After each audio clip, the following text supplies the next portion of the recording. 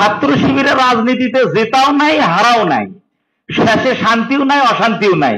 কারণ এদের জন্য বলা হয়েছে ইন্নাল্লাহা আশতারা মিনাল মুমিনিনা আনফুসাহুম ওয়া আমওয়ালাহুম বিআন্না লাহুমুল জান্নাহ, নিশ্চয়ই যারা মুমিন তারা জীবনকে বিক্রি করেছে জান্নাতের বিনিময়ে।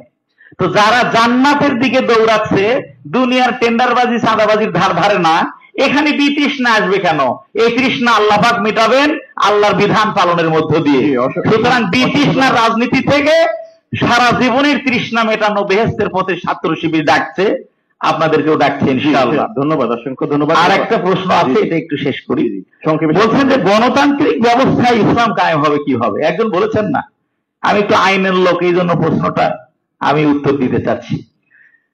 অনেকে মানে গণতান্ত্রিক পন্থা ইসলাম কায়েম হবে কিভাবে, এই দুটি শব্দের মধ্যে আমরা অনেকেই ভুল বুঝি এবং বুঝি না। গণতন্ত্রের দুটি পার্ট, একটা আইন হবে কি আর শাসন করবে কে। গণতন্ত্র বলছে আইন হলো মানুষ যারা তৈরি করেছে সেটা, আর শাসন হবে বেশিরভাগ মানুষ যাকে নেতা বানাবে, মানে ভোট, বেশিরভাগ মানুষ যাকে ভোট দিবে সে হবে নেতা। এই হচ্ছে গণতন্ত্রের দুটি পার্ট, শাসক আর শাসনতন্ত্র। এখন ইসলামের সাথে তো একটা মিল আছে।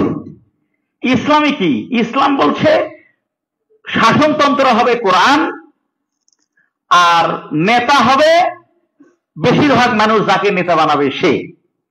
তাহলে গণতন্ত্রের নির্বাচনের যা নিয়ম, ইসলামের নির্বাচনের একই নিয়ম থাকলো। সংবিধান আর আইন তো সেখানেও আপনাদের সাহস দিয়ে যায়। বাংলাদেশের সিভিল আইন 99% ইসলামী আইন, পারিবারিক আইন, জমি জমার বন্টনের আইন, বিয়ে করার আইন, বউ তালাক দেওয়ার আইন, বাচ্চার ভরণ পোষণ আইন, বউয়ের খরপোশের আইন, বাপের জমি বন্টনের আইন, মায়ের জমি বন্টনের আইন। বাংলাদেশে যত সিভিল ল আছে 99% সিভিল ল ইসলামী ল, বাকি থাকলো ক্রিমিনাল ল, ফৌজদারি। তো ফৌজদারি এটা কোরআনের 5টা বিধান মাত্র, 5টা মাত্র। হত্যার শাস্তি, ধর্ষণের শাস্তি, মদ খাওয়ার শাস্তি, মিথ্যা অপবাদ দেওয়ার শাস্তি, আর হচ্ছে জিনার শাস্তি। তো এই 5টা শাস্তি যেদিন বাংলাদেশের বেশিরভাগ মানুষ এই ক্রিমিনাল রায় কায়েম হোক চাইবে, সেই দিন এটা কায়েম হবে। অসুবিধা কোথায়?